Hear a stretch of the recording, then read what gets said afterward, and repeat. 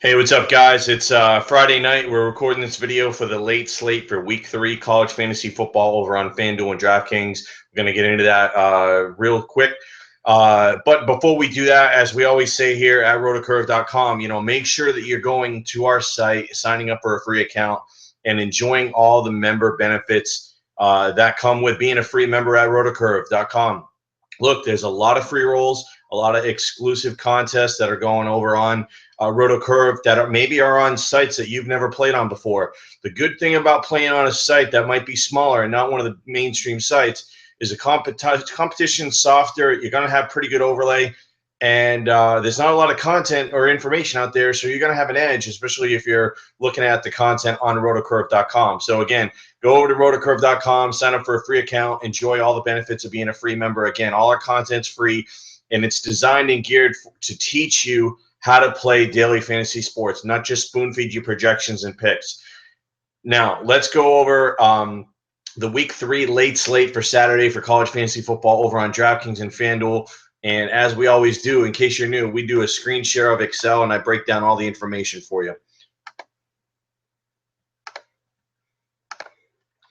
All right, so here we go, guys. Like always, we got the Excel spreadsheet. We have the favorite, we have the dog, we have the line, we have the total, what the projected favorite, total, and dog is going to be for score perspective, what time, what slate on FanDuel and DraftKings, as we see here, the L.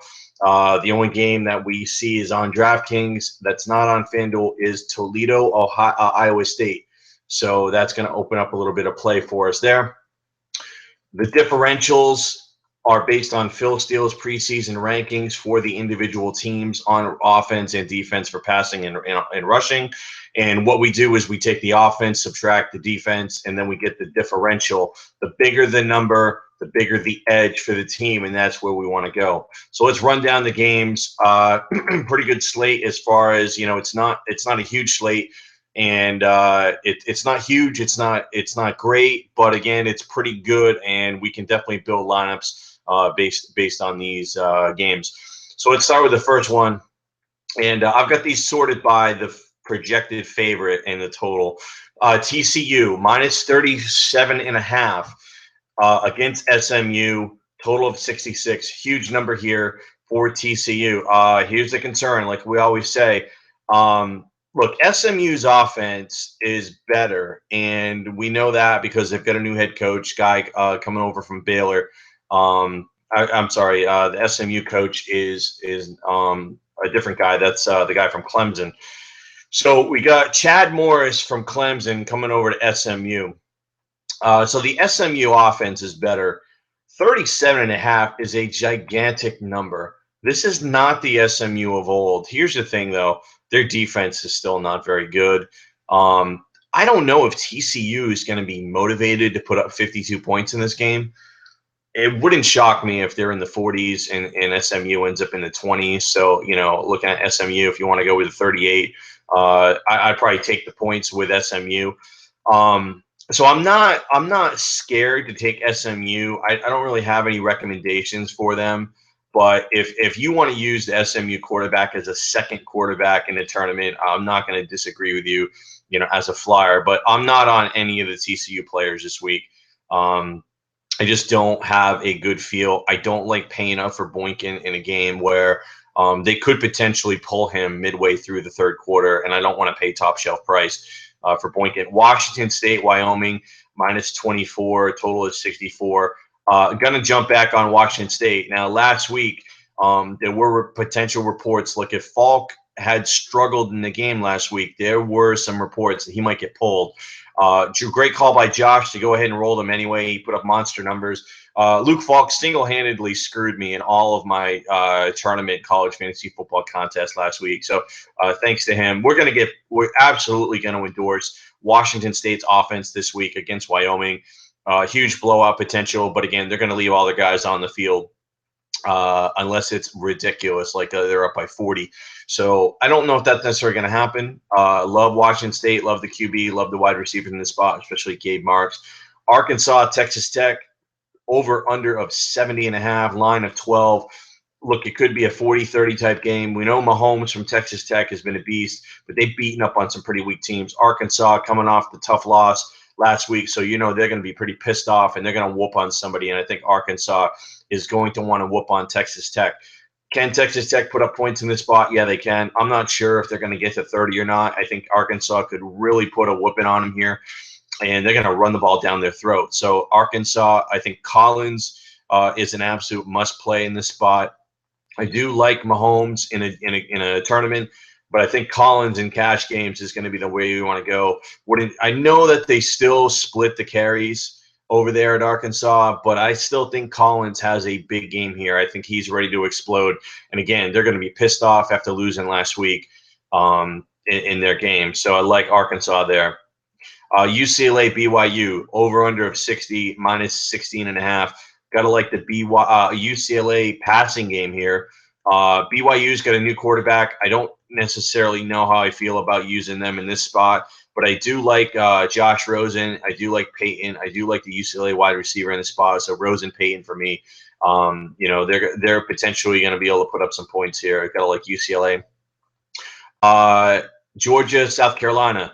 I think this is the game that we've been waiting for, the Nick Chubb explosion. This could be it. The line is 16.5. South Carolina is not that good.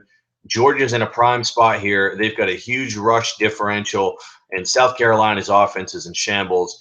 I think Georgia's going to run the ball down their throat. I think Nick Chubb could go nuts this week.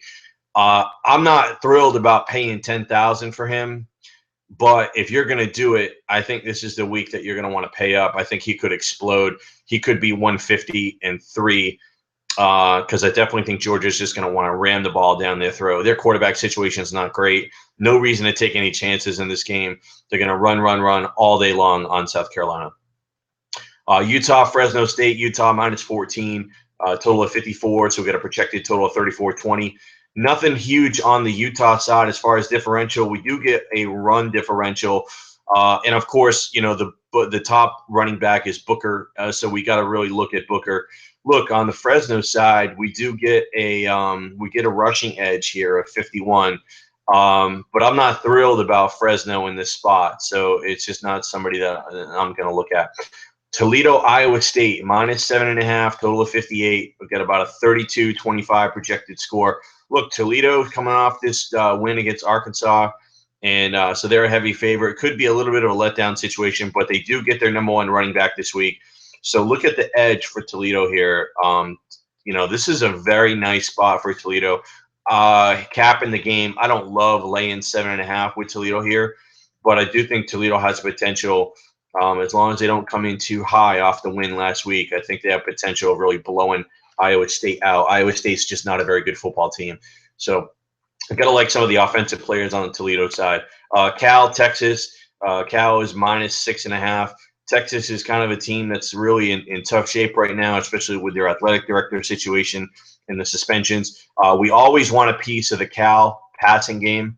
It's tough on the wide receiver standpoint because Goff has been spreading the ball around so much. So I definitely want Goff here. Look, Lawler is always cheap. He's typically the number one guy there.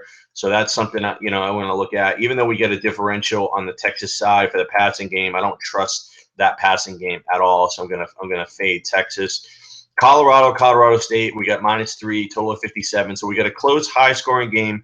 Doesn't look like there's much of an edge here except for the Colorado State passing game. So that could be something that we want to look at. Alabama, Mississippi. Look, Mississippi's beating up on some weak teams. I definitely don't want to take anybody going against Alabama. I think Alabama favored by less than a touchdown is very interesting. I think Alabama could absolutely blow out Miss this week. I know Miss has got a pretty good defense, but I think that they're probably being a little bit overhyped at this point. Alabama minus 6.5, I think, is a steal here from a capping standpoint. Don't like anything on the Alabama side. Don't like anything on the Ole Miss side. So, again, we're fading this game from a fantasy perspective. But from a capping perspective, I think laying the 6.5 with Bama is about as close of a lock as you're going to get this week. Here's another game we're not really going to go anywhere near except for possibly Juju Smith-Schuster. Stanford's got one of the best defenses in the country. I don't like this spot for USC. This is a scary game for me, and this is dangerous. It would not shock me if Stanford pulls the outright upset here. So I do like Stanford plus the 10 from a capping perspective. And with that, I don't like anybody really from USC outside of Juju in a tournament. Florida, Kentucky, 3.5 is the line, 52.5 is the total. No real edge here. Florida's got an elite defense. Kentucky, typically if they're going up against a weak defense, there's some players that we can use. Don't like anybody on the Florida offense at this point. So this is a game that we don't want to really go anywhere near. Penn State, Rutgers. There might be a play on somebody for Rutgers. We'll talk about that with Carew, the wide receiver, suspended. That could open up. I don't trust Hackenberg at all. I know that we've got a pass differential here, but I'm not going anywhere near it. Penn State's defense is pretty good. So don't really like anybody on Rutgers outside of a tournament play with the backup wide receiver because you're just getting tremendous value. Iowa, Pitt, 5.5 is the line, 47 is the over-under. Expect a lot of running in this game. We do get a run differential edge on Pitt. Not thrilled with taking a running back from an underdog, but we do get the backup running back from Pitt at a really good price on DraftKings, so I think he's going to be in play there. Let's jump over to the picks. We'll go down and break down position by position and each individual site, and I'll give you my opinion. So we talked about Fall from Washington State. Top-tier guy, most expensive on the board. Have no problem going with him in cash games this week. Jared Goff at Cal. You drop down, you're paying about $1,000 less. Definitely see value in that. I think he's, to me, he's a cash game play. Not sure about in a tournament because, again, he doesn't run. Mahomes, to me, is a tournament play because I think there is some risk that Arkansas could blow out Texas Tech and take Mahomes out of the game. He's much better on FanDuel at 8,400. So, again, he's a tournament play for me this week. Brandon Allen, I think, to me, is a cash game play, especially on DraftKings at 7,800. Heavy favorite, and I don't think they're going to pass the ball a ton. I think they're going to want to run and play keep away. But, again, he's got a solid floor at 7,800, so I like him there. Rosen, to me, is a solid cash game play. Love the floor. Love the fact that they're a heavy favorite and they're going to throw.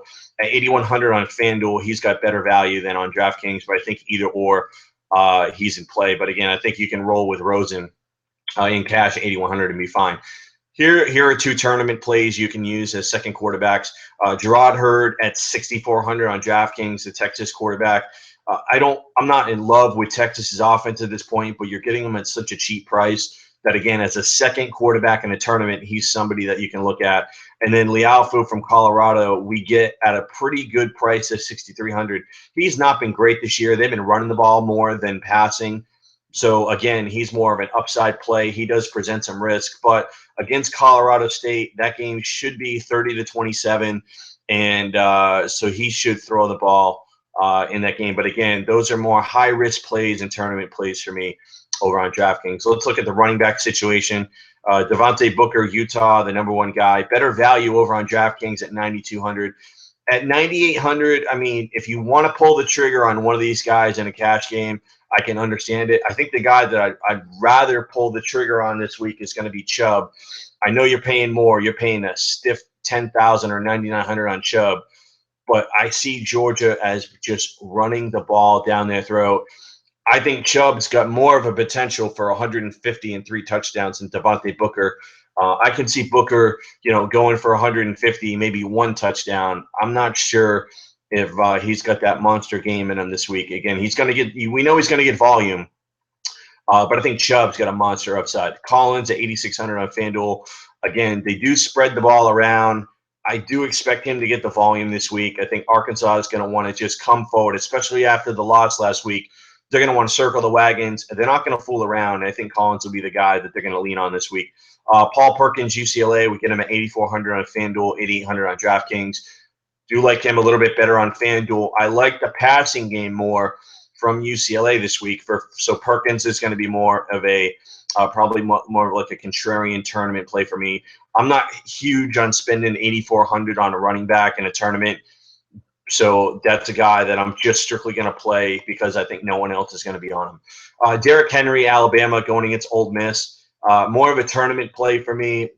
Look, Alabama can run the ball on pretty much anybody they want. We saw them do that earlier this year where Henry had a monster game against Virginia Tech.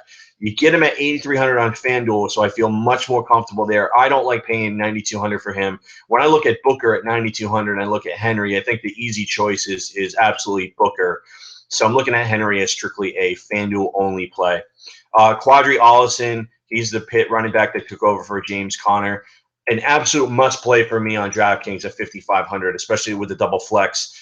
He's a cash game play for me at 5,500 because you're going to get salary relief where you're going to be able to pay up at some other positions. Brian Hill from Wyoming, same situation. I think you can play him in both tournaments and cash. It's a very cheap price on both sites, and Brian Hill is just very, very affordably priced.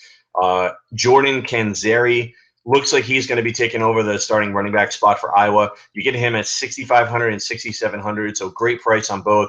I think you can play him in either cash or in tournaments, but for me, he's more of a cash game play because you got a solid floor. Akeel Lynch from Penn State. I love him on DraftKings at 4,700. Not going anywhere near him on FanDuel. Again, when I'm looking at double flex and I want starting running backs, this is what I'm looking for. I'm looking for cheap starting running backs that are going to get 20 carries, hopefully. And Akeel Lynch is a guy I think who could be in position. Dalen Dawkins is another guy at 4,700 on DraftKings. Don't mind him at 6,400 on FanDuel, but again, the value is over on DraftKings with that double flex. So you can squeeze in some of these running backs like Allison, Hill, Lynch, and Dawkins and feel pretty comfortable because the price is so great. Let's jump over to wide receiver. Top guy I've got here is Gabe Marks, especially on FanDuel at 7,000. You get a $500 discount. As I always say with Washington State, you have to pair the wide receiver and the quarterback, and typically you got to pair at least two wide receivers. I think in this spot, though, you can take Marks in cash. I'm okay with that. He'd be about the threshold of what I'm looking to pay is 7,000. So he'd be like the one cash game guy I think I can use and feel safe. He's really kind of stepped forward as a number one wide receiver on Washington State, and I think the price is really low. He could be $500 to $1,000 more easily. Juju Smith, we talked about him. To me, he's a tournament play because I'm not in love with the matchup against Stanford. Much more better priced over on DraftKings at 7,100. 8,100, I think for me, it's very hard to take an $8,100 wide receiver on FanDuel in a tough matchup. Jakeem Grant, Texas Tech, love the price on FanDuel. I think you can roll him out there in pretty much. Now, if you're going to roll in a tournament with Mahomes, I think you got to have a piece of Grant and you got to pair them up. Dominique Wilkins, number 2 wide receiver now over on Washington State. Great value over on DraftKings at $6K again. These Washington State wide receivers are tournament plays for me because I need to pair Falk with these guys and get a whole piece of that Washington State passing game. Nelson Spruce, do not like him on FanDuel at 8,500. They've been running the ball a lot more. He hasn't had monster games this year. I don't mind taking him on DraftKings in a tournament at 7,200. Look, people are still going to jump on Spruce, but you're getting him at such a great price that I don't have a problem doing it there. Kenny Lawler, number 1 wide receiver, California. Look, they've been spreading the ball around a ton. You get him at sub-6 on both sites. To me, I don't mind using him, but again, I'm going to want to pair him with Goff. I don't necessarily want to just roll him out there by himself. Devin Lauderdale, great price from Texas Tech on DraftKings at 4,800. More of a pair if I'm going to go Grant and Lauderdale with Mahomes in a tournament, figuring that maybe Texas Tech is going to shock some people and not get blown out and put up some points. That would be the direction I could go. River Craycraft, to me, is a FanDuel-only play. I can't take him on DraftKings at 7,400, but I absolutely can roll with him on FanDuel. If I want to triple stack Washington State's wide receivers, I can do it because I get Marks at 7, I get Williams at 6'6", and I get Craycraft at 6'5". So I think that you can triple stack Washington State wide receivers. You can get some of these cheaper running backs like Hill and Kanzeri or even Dawkins, and you can load in Falk. Now you're going to have to go super cheap. There's some we don't go over tight ends in this. There's a couple of $2,000 tight ends on FanDuel that I think you can roll with that you're gonna have to use. So like the Rutgers tight end. With Carew being out, I think you can roll with Rutgers tight end at 2. See if you can make it fit. I'm just telling you right now, if you're going to triple stack in the tournament with Washington State, you got to take all 3 wide receivers. That's just my play.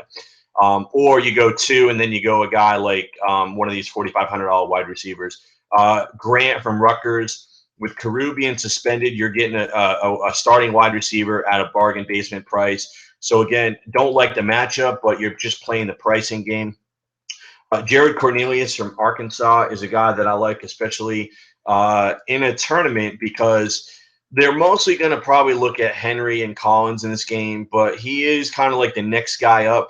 And with Keon Hatcher being out, I think you're getting, again, a starting wide receiver with a high total at $4,500 on both sites. So he's absolutely somebody you got to look at. Jordan Payton from UCLA, like him over on DraftKings at 5,700. At 6'8", I don't mind him on FanDuel, but he is less attractive. But I do like him as a solid cash game play because I think his floor is there. Here's another guy you can take advantage of. Keep an eye on Rashard Higgins and his injury status coming into the game on Saturday. Joe Hansley is the next guy up for Colorado State, and you get him at a bargain price of $5K on FanDuel and 4.5 on DraftKings. Going to be a tournament play for me. But if Higgins is ruled out, I think Hansley automatically becomes a cash game play lock because he's going to free up salary for you to go quarterback heavy and running back heavy. Tanner Gentry, wide receiver from Wyoming. They got to throw to somebody. He's the guy they're going to go with. 4,500 over on FanDuel and only 4,700 on DraftKings. So that's what I'm looking. Now, as you guys can see, I think there's a tremendous value at the wide receiver position. You got some value at the running back position, but I think you're going to want to pay up for at least one of these big boys, whether it's Booker or Chubb in cash. And you're absolutely going to want to pay up for a guy like Falk or a guy like Rosen.